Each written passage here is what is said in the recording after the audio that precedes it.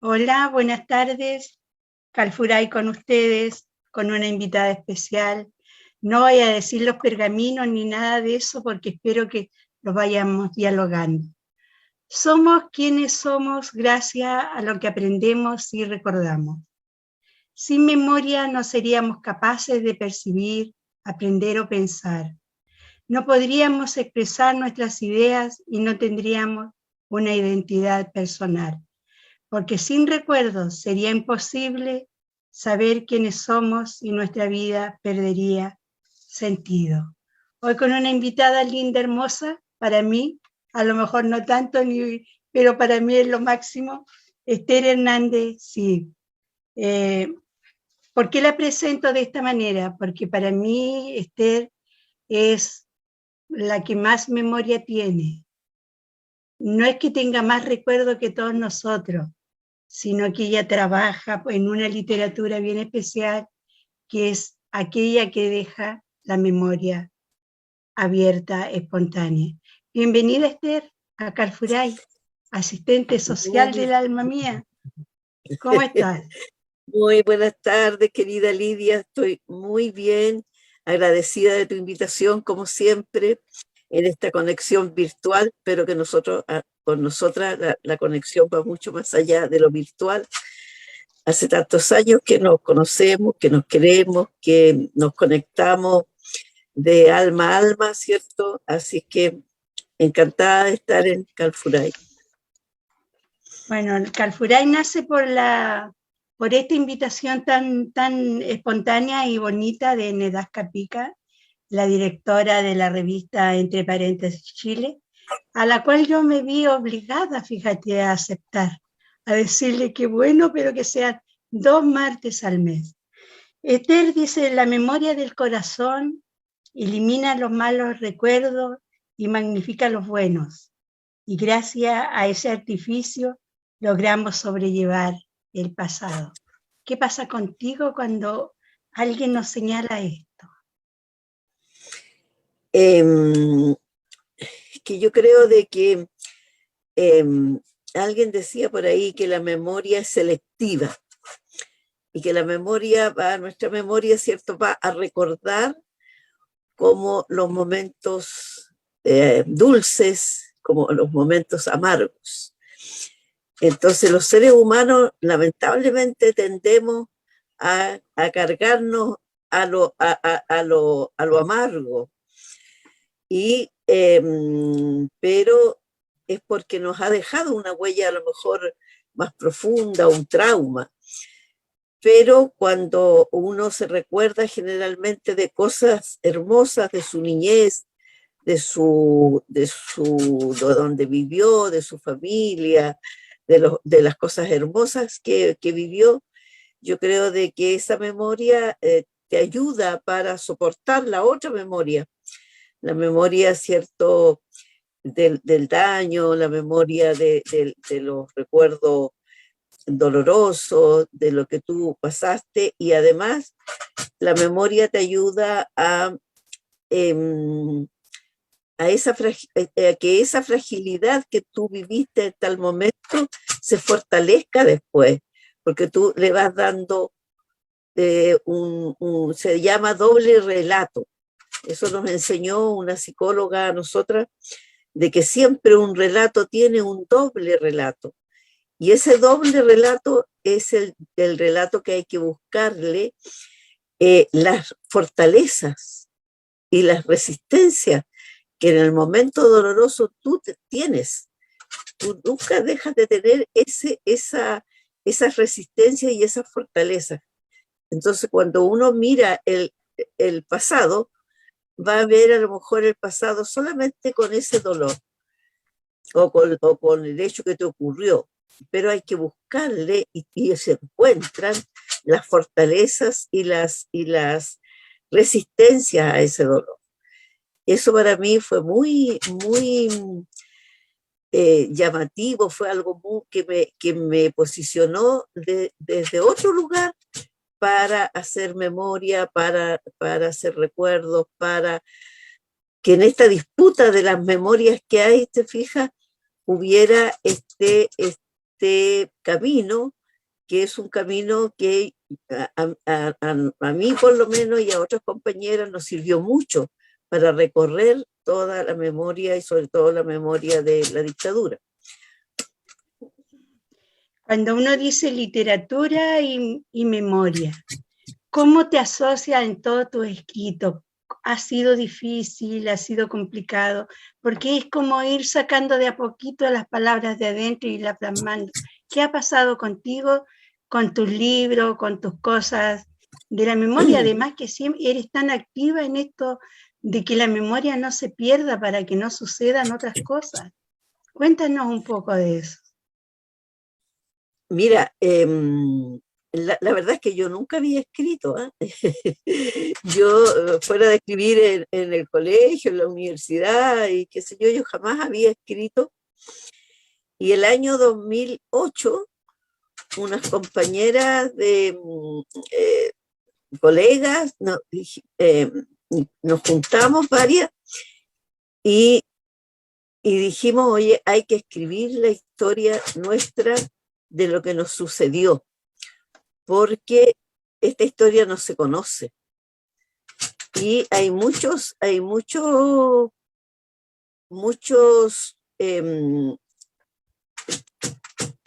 han escrito mucho, pero de hombres, no de las mujeres. Y no de las mujeres prisioneras políticas. Se sabe de las detenidas desaparecidas, ejecutadas, pero de las sobrevivientes no. Entonces nos demoramos como 4 años en escribir porque vino el terremoto entre medio, algunas compañeras se fueron, nos siguieron en este proyecto de escribir y además era cómo lo hacíamos, desde dónde lo hacíamos. Entonces pusimos en ese momento 3 ejes, que era el feminismo, escribir desde el feminismo, escribir desde la memoria nuestra de mujeres, por supuesto, y además escribir en etapas, ¿ya? Entonces, el primer libro era hasta, digamos, que las compañeras, las otras se habían ido al exilio, pero yo me había quedado, yo no me había ido al exilio. Y el segundo libro iba a ser del exilio, cosa que, bueno, por X motivo no sucedió, pero escribimos ese primer libro. Y nos costó harto. A mí me costó mucho, sobre todo recordar cosas, como te decía, que habían cosas amargas y dulces, de miel y de hiel, como dice la Violeta Parra. Entonces, ¿cómo hacer ese relato de tal forma que fuera un relato desde la niñez, desde la adolescencia, desde la juventud? Entonces hicimos esos relatos desde ahí, pero desde este sentimiento de lo que a nosotros nos había ocurrido, lo que a nosotros nos había pasado, pasando por nuestras historias, por la historia de nuestras madres, de nuestras abuelas, porque venimos de ahí, o sea, no somos personas que venimos solamente de la, ¿cómo se llama?, de seres que no estamos insertos en una comunidad, en un grupo familiar, en una sociedad. Somos chilenas, somos, ¿cómo se llama?, la mayoría de nosotros tenía origen campesino, por ejemplo, entonces habían ciertos nudos que teníamos en común.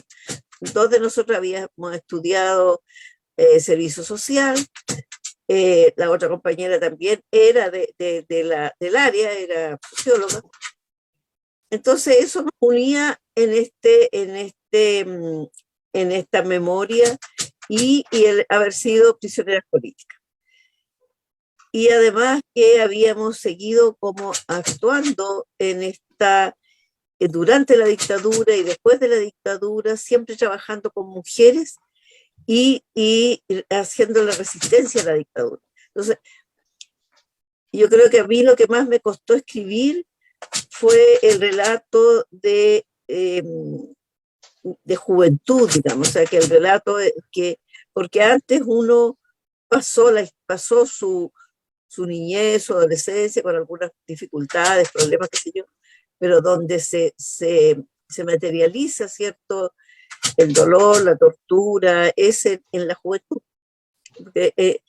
Porque la dictadura lo que hizo fue que esta juventud entre los 18 y los 30 años fuera a la que aniquilaron, fuera a la que mataron, a la que ejecutaron, a la que torturaron, detuvieron, violaron.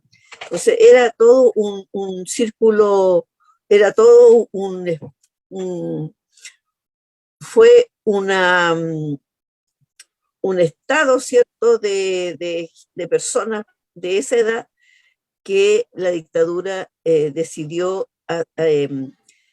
por eso todo planificado, ¿cierto?, de hacer desaparecer esta juventud para que no siguiera, como decía Pinochet, ¿cierto?, se mata a la perra y la leva muere Aparece. junto con la perra, claro. Entonces, eso, pero con nosotras, ¿cierto?, algunas sobrevivimos y algunos sobrevivieron. Entonces, estamos para eso, para contar la historia, para no dejar la memoria, para que nunca más vuelva a ocurrir. Lamentablemente no hubo reparación, ni hubo justicia, ni hubo verdad, ni tampoco hubo estas garantías de no repetición. Entonces ahí seguimos en eso, seguimos haciendo memoria y seguimos haciendo la historia. Sin las mujeres no habría historia.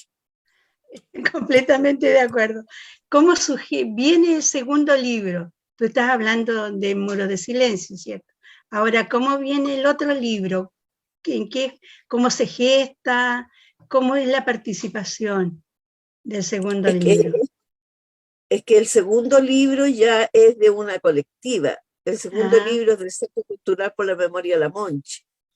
Porque a los 40 años del golpe, nosotras hicimos una red de mujeres por la memoria, ¿ya? Porque la colectiva que teníamos antes se desarma, se termina por motivos, digamos, que no son agradables, son amargos, son motivos y muy dolorosos. Y se termina esa colectiva, entonces nosotras para los 40 años del golpe armamos una red de mujeres en la memoria en la que tú también estuviste, y ¿cómo se llama? Y de ahí, de toda esa actividad, de esas acciones políticas que se hicieron, se hace este libro que es Voces Transgresoras a 40 años del golpe, ¿cierto? Las mujeres hablamos, las mujeres escribimos, las mujeres planteamos, ¿cierto?, lo que nos sucedió. Entonces ahí se plasmó todo.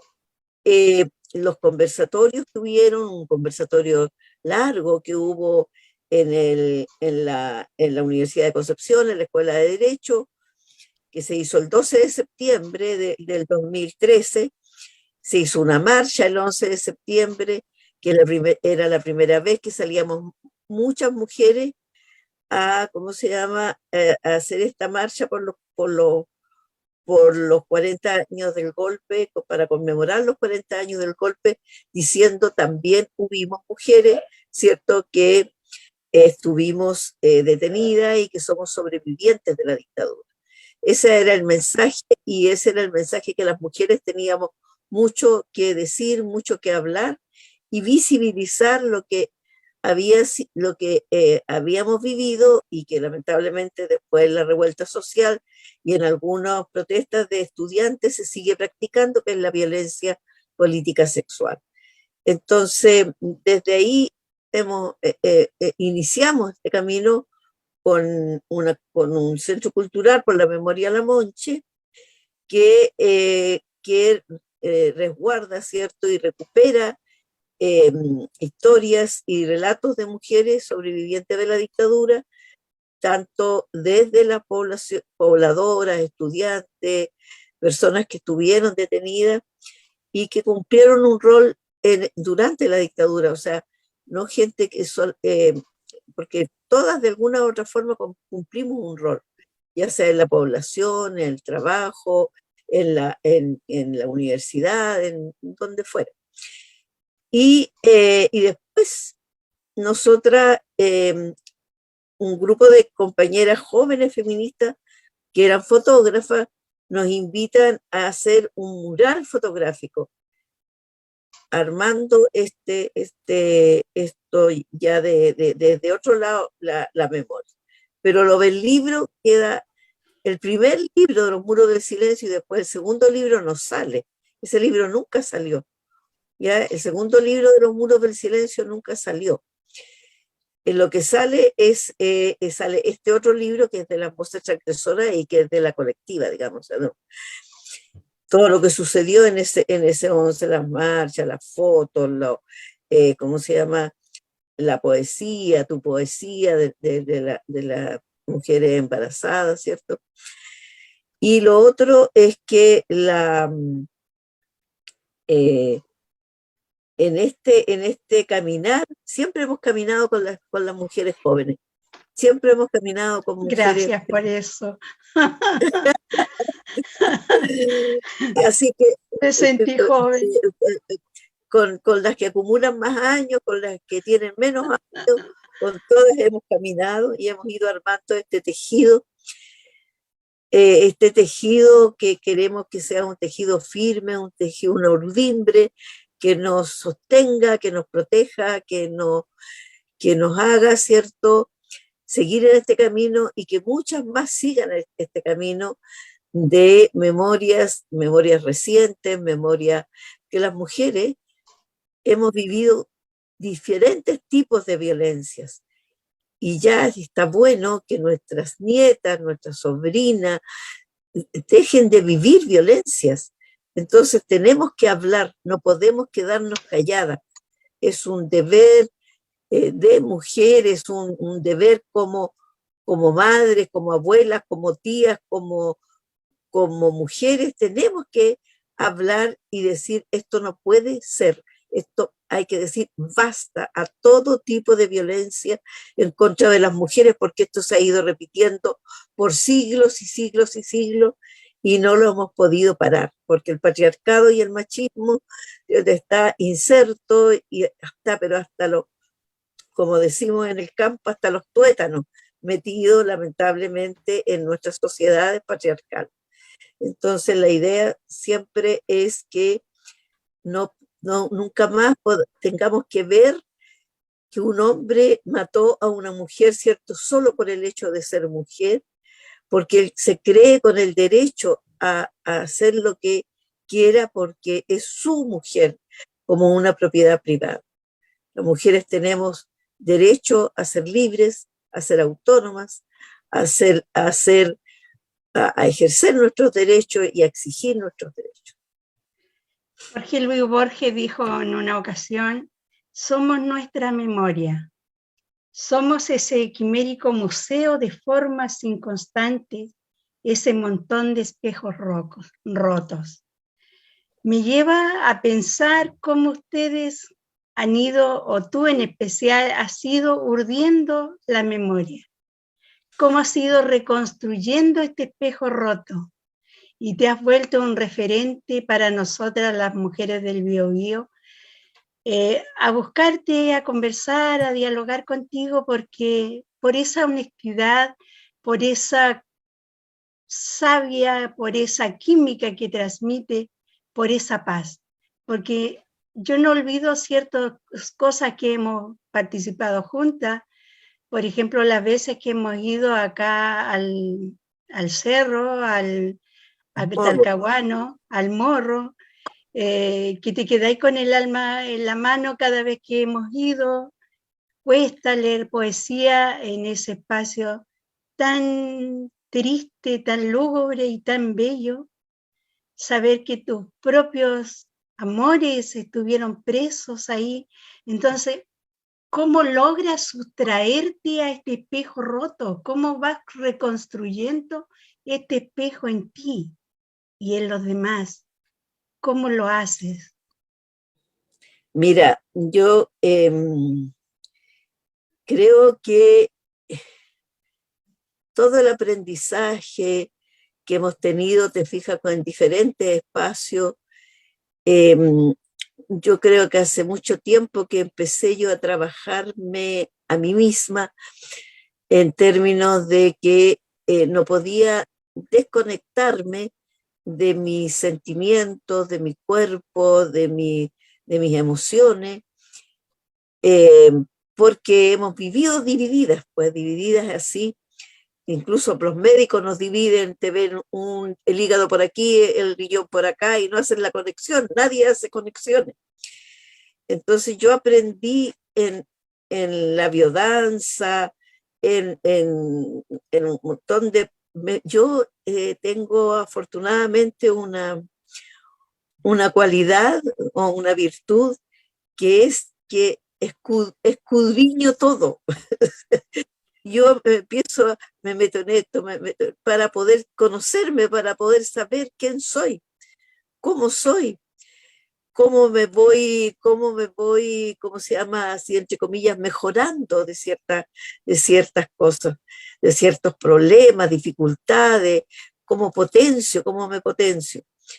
Entonces, cuando nosotras decidimos hacer esta, pasar de lo íntimo, de lo privado a lo público, te fijas, porque hacer este paso de lo íntimo, de lo que a ti te había ocurrido y contarlo públicamente, exponerte, porque iban a decir tal o cual cosa, o sea, te ibas, entre comillas, a desnudar, ¿cierto? A desnudar lo que a ti te había pasado. Yo me propuse un objetivo. O sea, yo dije, esto tiene que ir más allá de eso.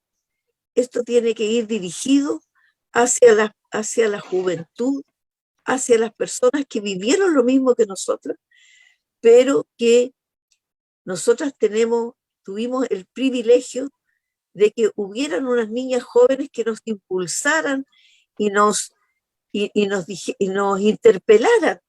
Ustedes tienen que hacerlo. Ustedes no pueden quedarse calladas. Ustedes tienen que hacerlo. Entonces, ese imperativo, te fijas, de ir más allá, de tener un objetivo claro, de tener además la necesidad de que otras mujeres, otras congéneres, puedan hablar, puedan narrar, puedan relatar y que haya alguien que las escuche.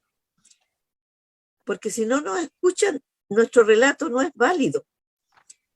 Entonces, cuando yo me pongo ese objetivo y no quiero que mis hijas, que mis nietas, que mis sobrinas pasen por algo como lo que yo pasé o como lo que mis compañeras pasaron, entonces el miedo, la vergüenza, el pánico, el terror se va. O sea, no, ya eso pasó, eso ya pasó, ya lo superé, ya no tengo eso en mi mente ni en mi cuerpo, ya lo superé eso. Entonces, por eso es que si vamos al Morro, ¿cierto? Si vamos a otro sitio, por ejemplo, eh, nos invitaron para el Día del Patrimonio ir a Colonia Dignidad. ¿Ya? Fue terrible estar en Colonia Dignidad. O sea, porque el dolor se siente, el dolor uno lo siente esa energía de que alguien te está diciendo, ayúdame, estoy en este río, estoy en esta fosa, no sé, no he salido, no me han querido sacar, no han querido decir nada, me tuvieron aquí detenido, pero al ver tanta gente que hace ese ritual de tirar flores al río, de dedicarle una poesía, de dedicar una canción, de que estamos todos unidos en un mismo espíritu, en una misma lucha, en una misma resistencia, te da la fuerza para seguir.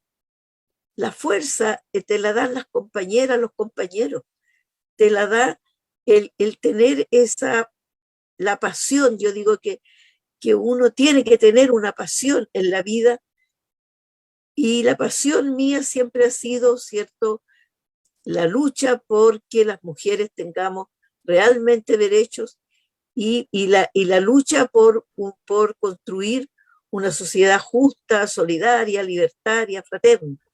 Entonces, esos dos objetivos a mí no se me pierden, ¿te fijas? Yo los tengo siempre en alto. Por lo Sí, tanto, así siempre, puedo siempre están escribir. presentes.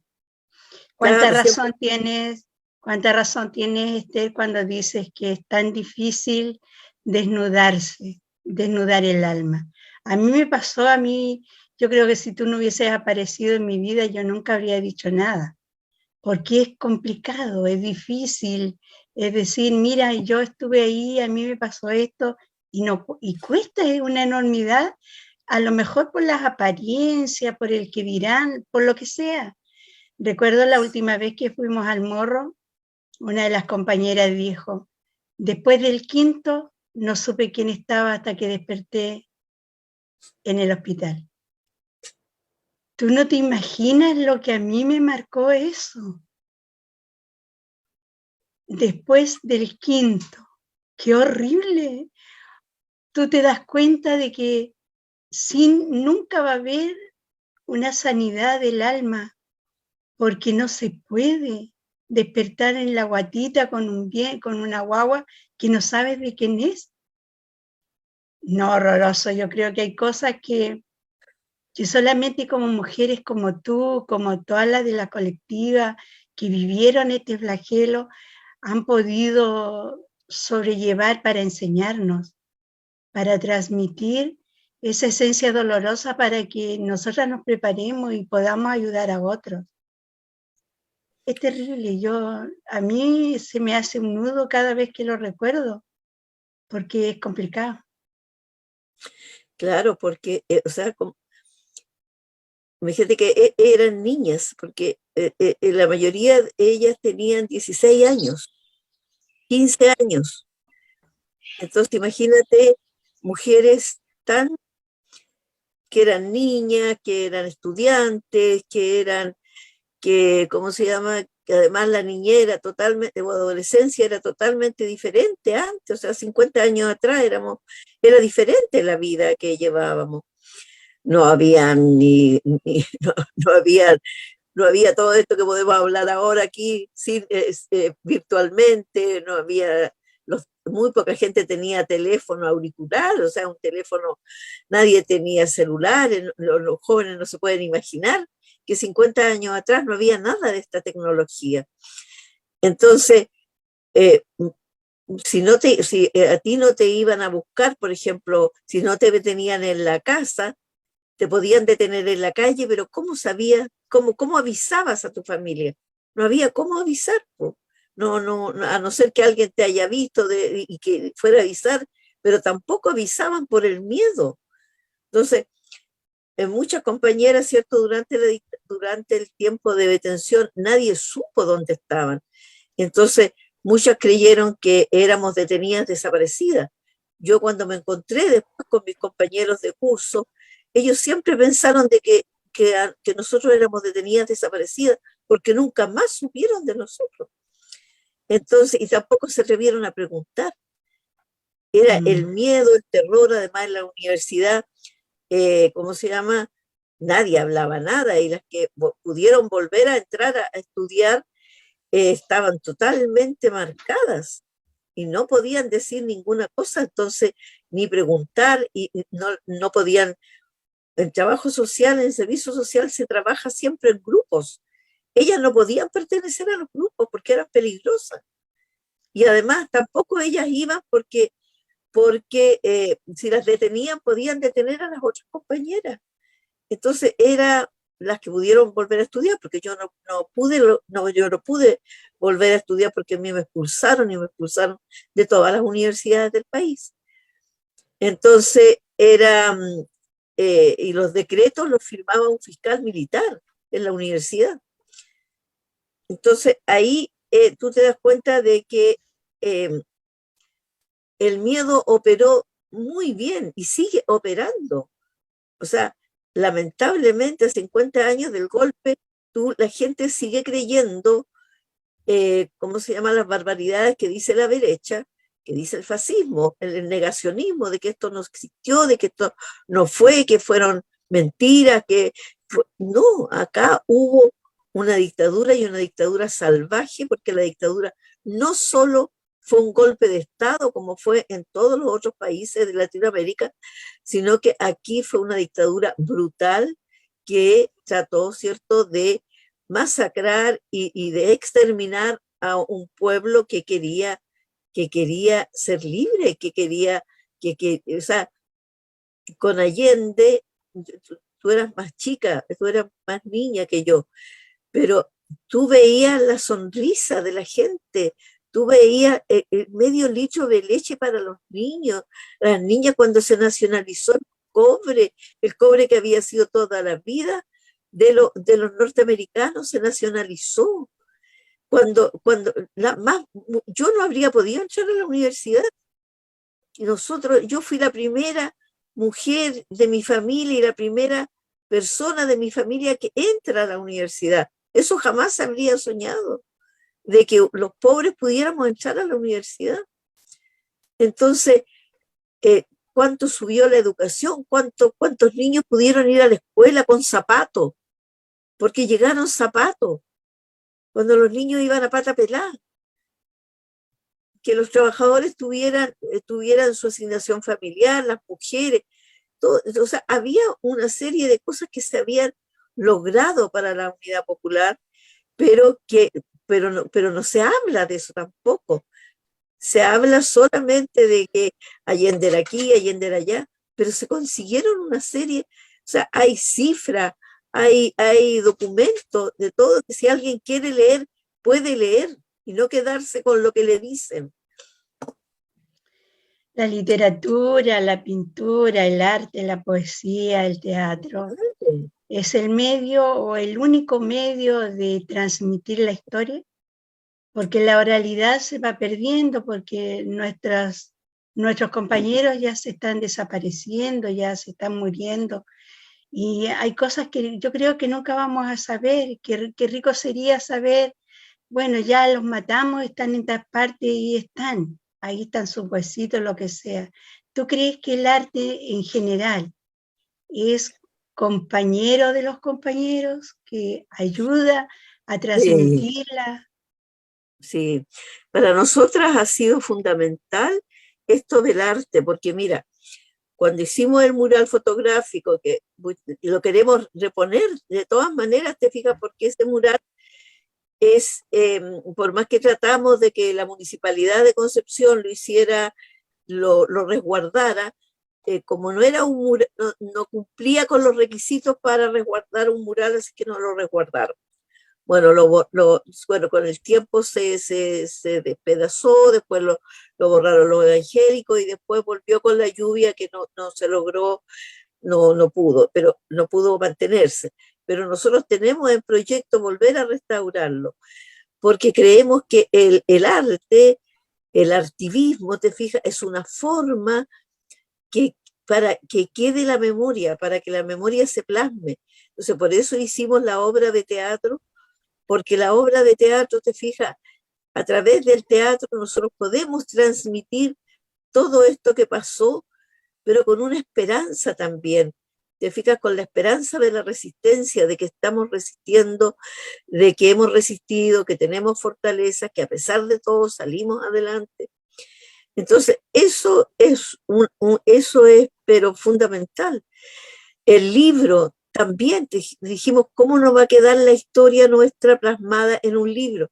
Aunque seamos 6, pero después podemos hacer otro libro con más compañeras, porque lo que nos une, ¿cierto?, es esta memoria fragmentada que tenemos, esta memoria que estuvo mucho tiempo subterránea, que estuvo mucho tiempo sin salir, pero que ahora sale y que a lo mejor le damos impulso a otras personas, a otras mujeres para que cuenten.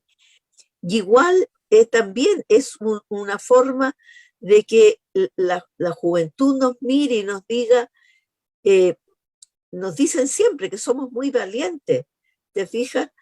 Pero también somos un ejemplo de valentía, de lucha, de resistencia, de que a pesar de la edad que tenemos, una de nuestras compañeras tiene 88 años y seguimos ahora en diferentes colectivas, pero seguimos trabajando en la memoria, por la memoria y con la memoria, y con las mujeres, y desde las mujeres, y para las mujeres, y vivan las mujeres. y viva la Conversémosle a mujer. nuestros compañeros que nos están Nuestro, escuchando. nuestro libro. Conversemos un poco de este libro. Ya, conversemos del libro. Para mí fue súper significativo. Por supuesto. Porque cuando de repente uno se relaciona con la historia, es parte de la historia, pero nunca cuenta la historia. Claro. Es difícil. De repente un día aparece un libro, Amaneceres, Esther Hernández, Lidia Mancilla. Yo agradecida. ¿Qué pasó contigo esto? Además, porque las dos nos declaramos amigas. Y no sé, el tema tuyo fue como complicado de lo que escribiste y es notorio hasta el día de hoy cuando uno lo lee o alguien lo leyó el libro y dice, caray, ¿cómo pudieron soportar las mujeres eso? Cuéntanos un poco. En esto de lo que hablábamos de los espejos, ya de los espejos rotos. De los O sea, pedacitos ¿cómo? rotos. Claro, entonces, ¿cómo eh, teniendo tú tu vivencia, ¿cierto?, de este espejo roto, y yo mi vivencia también de los espejos rotos, cómo hicimos esa conexión, te fijas, a través de la maternidad, de ver de mía y de otras, ver lo que había ocurrido en este lapso de tiempo, en este tiempo de horror, de terror de la dictadura, y donde la marca era la vida o la muerte, porque esa fue nuestra disyuntiva. Si tú, o sea, tú eras muy joven, tú no pudiste hacer tú no pudiste hacer esa, no tuviste esa disyuntiva, digamos, en el sentido de que tú tuviste que ser mamá nomás. O sea, te embarazaste y fuiste mamá. Nosotros tuvimos la oportunidad de preguntarnos, ¿quiero ser mamá o no quiero ser mamá? Entonces, durante toda o sea, durante del 73 al 80, la mayoría de nosotras que estábamos, que éramos, te fijas, que estábamos en la resistencia, que luchábamos en contra de la dictadura, decíamos, no podemos tener hijos por lo que nos podía pasar. O sea, sabíamos de compañeras, ¿cierto?, que tenían su hijo y que con sus hijos las torturaban, que tomaban a los niños para que hablaran.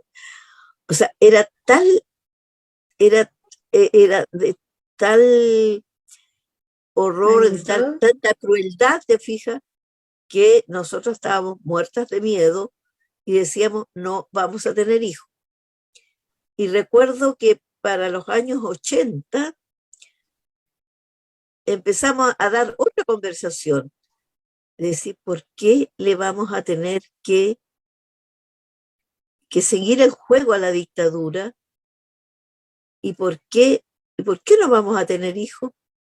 Sí, ¿cómo se llama? Sí, es una forma también de luchar, es una forma también de resistir. Y entonces ahí, si tú ves, hay un montón de niños y niñas que nacen entre el 80 y el 86, o sea, en toda la década del 80, hay muchos niños, muchos que nacieron en esa fecha, y que todos se llaman Miguel, Ernesto, Valentina, Camila. Entonces, porque era una forma también, te fijas, de luchar, también era una forma de resistir. Entonces, este ejercicio, y además de muchas mujeres solas, porque hubieron muchas mujeres, ¿cierto?, que tuvieron hijos y que o los compañeros se fueron o los mataron o no se la pudieron. Entonces, esto de tener los hijos y ser hijos, como se decía antes, hijo guacho, o hijahuacha, yo fui hijahuacha, entonces tenías además tenía esa doble condición de que era un hijo huacho, un hijo, porque en ese tiempo todavía los hijos eran legítimos o ilegítimos, o tenía un compañero a medias, digamos, porque lamentablemente el hombre nuevo no llegó, así como la alegría que no llegó, el hombre nuevo tampoco llegó. Entonces el escribir, te fijas, esas experiencias, esas vivencias que nosotros tuvimos, y que además, mira, nunca le dimos como o sea, por ejemplo, en el caso de varias de nosotras, que tuvimos muchos problemas para tener hijos. Y después vinimos o sea, a pensar y a unir, a hacer esta conexión entre lo que nos había pasado y por qué nos había costado tanto tener hijos. En el caso mío, por ejemplo, y de otras compañeras más, no habíamos hecho la relación. O sea, no, cuando tú sufres un trauma tan profundo, se produce como un encapsulamiento, o bien tú lo dejas guardadito, queda guardado en la memoria, en el cerebro, y ¿cómo se llama? Eh, y, eh, y después haces la conexión, no la puedes hacer de inmediato la conexión. Entonces uno hace muchos años después la conexión de que, claro, o sea, que tuviste tantos problemas para tener hijos por algo, no porque sí nomás, o no porque tú trajeras una condición así. Así que, no, para mí el libro fue, además por eso de cómo las maternidades nos unen, cómo la resistencia, cómo te vas encontrando tú ¿cómo se llama? En tu camino te vas encontrando con personas, con amores que son también resistentes, que también vivieron la dictadura, que también vivieron las consecuencias, y cómo tú las vives y cómo las vives, eh, o sea, como a mí me pasó sin tener la conciencia esa, a ti también te pasaba de no tener la conciencia de cómo cómo había sufrido, cómo había vivido toda esa situación, sin saberla, te fijas, sin saber muchas situaciones, sin saber lo que había pasado con el padre de tu hijo, por ejemplo, y que eras una adolescente, eras una niña. Entonces, todas esas cosas, te fijas, no, nos fueron uniendo en estos lazos que se van tejiendo, y que van quedando como los nuditos apretaditos de un urdimbre, de una red, que no es que esa red nos sostiene, nos balancea, nos apapacha. ¿Te fijas? Esa red contigo nunca se va a romper, porque es tan profunda, es tan firme, es como cuando uno hace los nudos de las pilguas. ¿Te has fijado cómo se hacen los nudos de las pilguas? Que son firmes, las pilguas cuesta mucho que se rompan, a A no mí ser me que no. hizo, a mí me hizo mucha verdad ese montón de espejos rotos.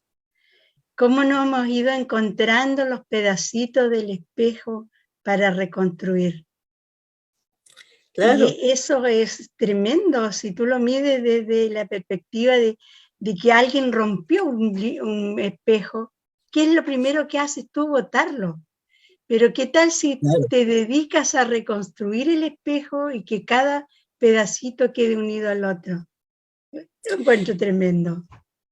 claro, pero además, porque tú si unes el espejo, te fijas, te das un trabajo, es un proceso.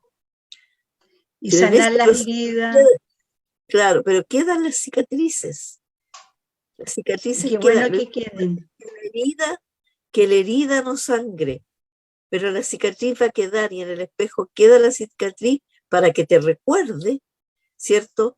Que eso no lo puedes dejar pasar, no lo puedes olvidar, porque ninguna mujer más puede pasar algo como lo que pasamos nosotros.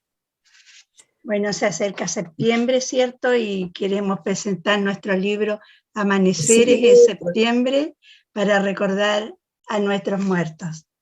Bueno, se nos está agotando el tiempo. Aquí viene una parte bien importante del programa.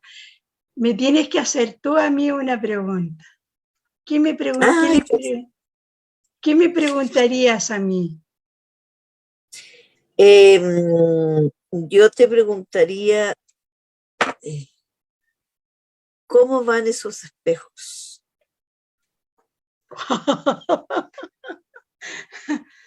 Wow. Bueno, tú sabes que yo soy como bien solitaria, pero eso no me hace no ser solidaria.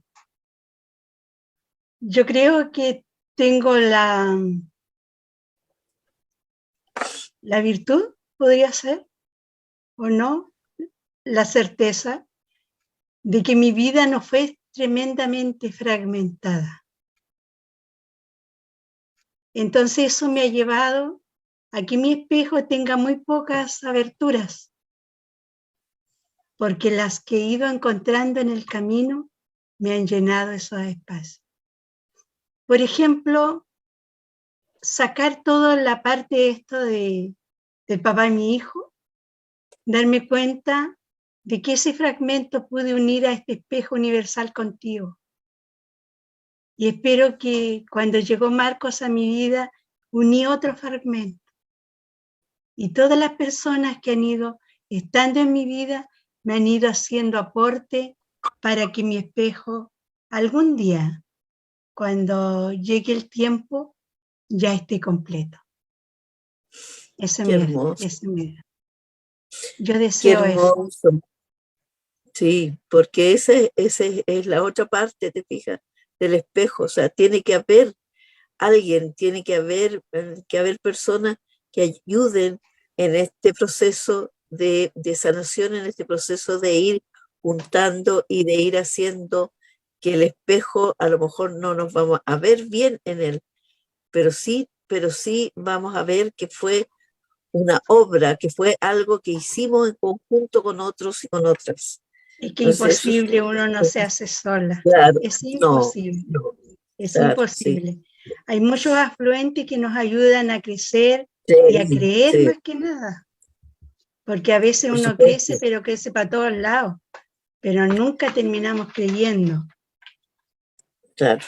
Mira, fíjate que Así que, Cristina Fernández dice, la memoria y la libertad deben ser ejercicios cotidianos de todos para evitar un nuevo holocausto y violaciones a los derechos humanos. Qué gran verdad. Si no claro, estuviéramos todos para reconstruir este espejo que fue nuestra alma, de nada nos serviría. Bueno, Calfurar al aire con una tremenda invitada, Esther Hernández Cid. Nos vemos en 2 martes más y gracias por escucharnos y gracias a ti, Esther, por estar. Y bueno, un momento para que te despidas. muchas gracias Lidia y muchas gracias Calfuray porque nos da la oportunidad de conversar, de estar, que ahora ya nos acostumbramos a estar frente a la pantalla, antes nos costaba mucho, y hablar, ¿cierto?, de estas cosas, de esto que nos sucede, de la vida misma, de lo que nos ha pasado, de cómo nos hemos ido uniendo en todo en este tiempo de hartas turbulencias, pero que igual nos mantenemos a flote y seguimos remando en la vida y seguimos haciendo historia y memoria de mujeres. Que muchas gracias, Lidia. Muchas gracias, Esthercita, gracias. Nedasca, muchísimas gracias. Nos vemos en 2 martes Nos más. vemos. Saludos, Chao, querida, chao. gracias a ustedes. Quedamos fascinadas. Muchas Gracias, gracias. Nadesca. Gracias, Chao, chao. bendiciones. Chao. Nos vemos.